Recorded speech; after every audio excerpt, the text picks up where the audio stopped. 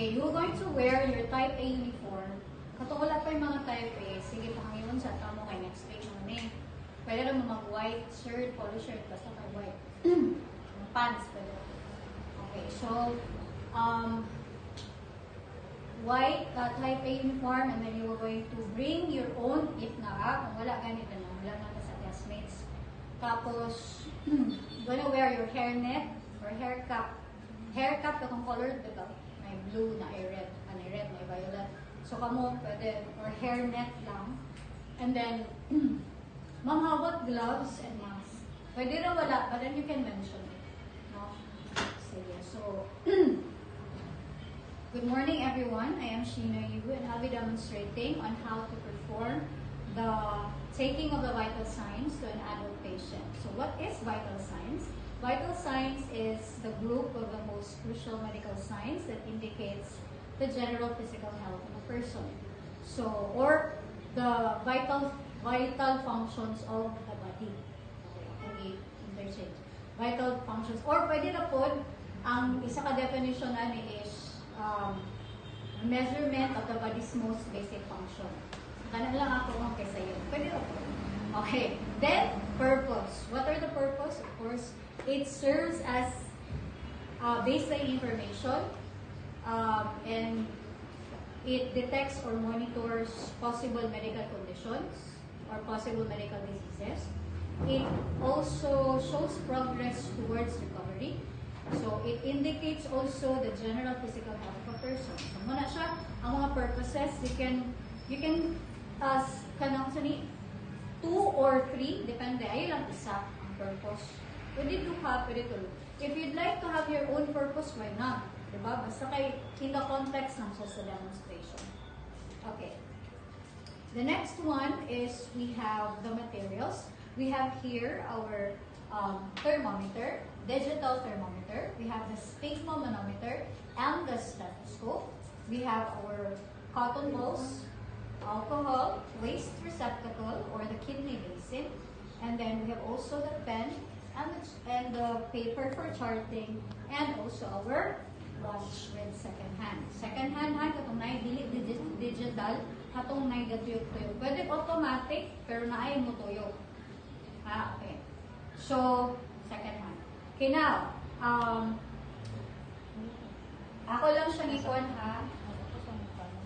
These are the parts of our sphygmomanometer. This one is our BP cuff. This one is a rubber tube.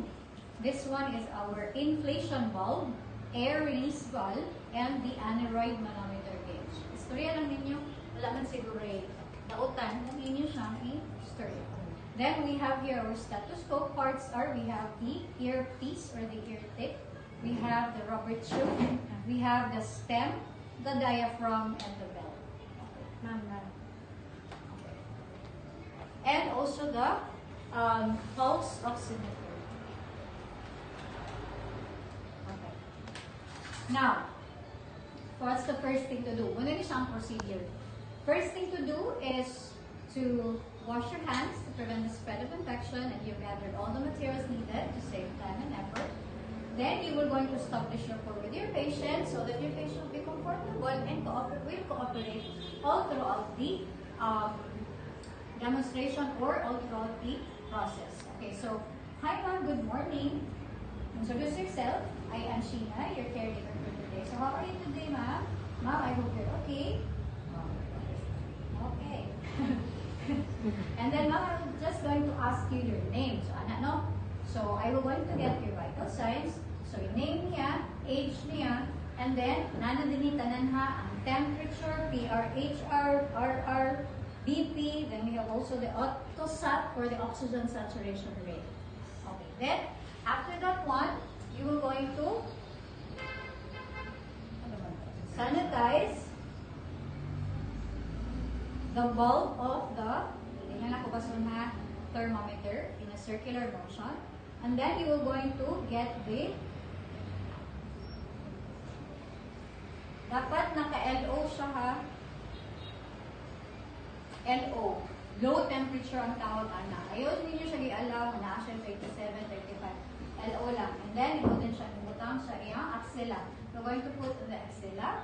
And then after that one is you're going to palpate the radial pulse. And the radial pulse is located here below the tongue. Okay, radial pulse. Then radial pulse. And then after that, you're just going to time. Place it here or pwede din sa iyang chest. So, yan na lang. Then, you're going to time 60 seconds or 1 full minute. So, after that one, okay. The normal is 60 to 100 beats per minute. That's the normal pulse rate or heart rate. And then after 1 minute, we're going to get the respiratory rate. But do not tell your patient, naman ko ang number of breaths per minute kaya the patient can control the breathing and will also be conscious. So, pwede na ipapas pa sa ginawa, pwede siya muto. So, then you're just going to look for the chest rise and fall. Or i-feel ni mo diri ang inyong hawak. 1, 2, 3. Anak na ha, dili kay 1, 2, 3, 4. Nakay tabing-dili. Diba? Wala. 1, inhale, exhale. 2, inhale, exhale. 3, inhale, exhale. That's how to count it. Okay, kaya hindi ka pa sa'yo pang estudyante. Tapos, pag tanaw ni mo, 1 full minute, ihapon siya. Then, wala pa ni pwede pagkaan. Okay, after 1 full minute, then you will going to sanitize ka since naman ka sa barangay health center at ang siya ni recycle. Okay, then temperature is 35.9K. Baga kayong yes. And then TRRR 78 beats per minute. Dayon, ang iya dayong RR is normal is 12 to 20 to 16 cycles per minute or BPM or breaths per minute. And then now, I will going to get the blood pressure. So, I will going to get your blood pressure. What are your activities during the day? Anak ka. So, yun din siya nga, nagpuan naman po na bili sa balay, household chores. And then, going here, gusto yung gibuhat. Baklay ko, anak. So, pares ni mo siya, 5 to 10 minutes. After that, ay, mabaan. Kaya kung ano mo dali siya, ask yung blood pressure, init ba sa gawas. No? Then, there are factors then, if full yung bladder, paihi siya una. Kay mag-matter yun, taas magod ang BP kung full yung bladder. No? Paihi siya ma. Kanihon ka, pagdilig man, sige, kung mo yun sa, lagi ka ng langga, ihi sa una. And then, if right-handed siya, you will going to get dito sa pikas. Kung left-handed siya, hindi po ka makuha sa pikas. Okay? Accordingly. Sige. Then, it should be, you're going to place the arm, the level sa heart. Hindi siya pwede, ana, kay mag-change. Mutaas, pwede po siya pwede, ana, kay muubos. No? So, ana siya level sa heart lang siya. Okay? So, kanili, di ganito siya sa tuga, may ana lang yun, ana na siya. Pero, sige lang.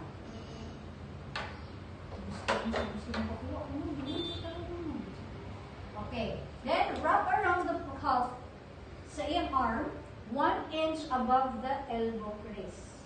This one here, 1 inch above the elbow crease, then with butang. And then, make sure na nasa tunga. Uy! Maligo na is. Then, dili, doha. Doha. Kaya siya, nasa sa center, it will so gani serve as your arteries maguna. Ang position sa arteries na to, which is our brachial artery.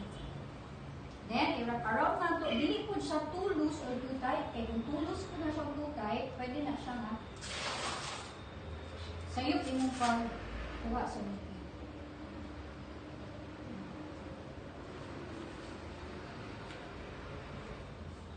Then, after that one, brachial pulse. Nasa lang ha? Palpate the brachial pulse, which is nanagana siya din sa atong little finger. Okay, little finger, hadi. Diri!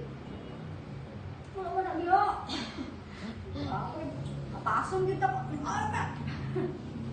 Then make sure it's open. Kana siya closely. Ito yung kana sa Pero na uban walay stem. Kana. Ayun yun.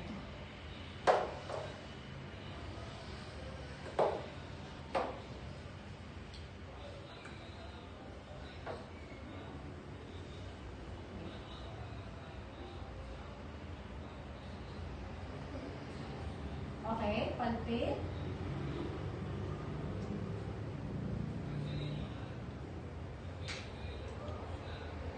Okay, after that one is you, kanina rin siya, uniform taani. Uniform din taani. Maximum inflation point in getting the PP is inflate the cuff up to the point where the pulse can no longer be felt. And add 20 to 30 mmHg. Then deflate, then cut.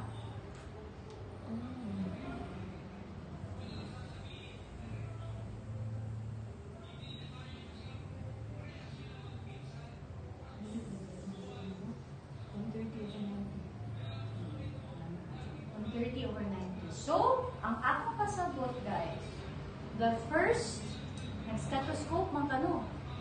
Isod po, kung ikaw magkuha ka BP, which is mo nang sayo sa uban, kaya wala nakasabot o saon, kaya di nila tanawon.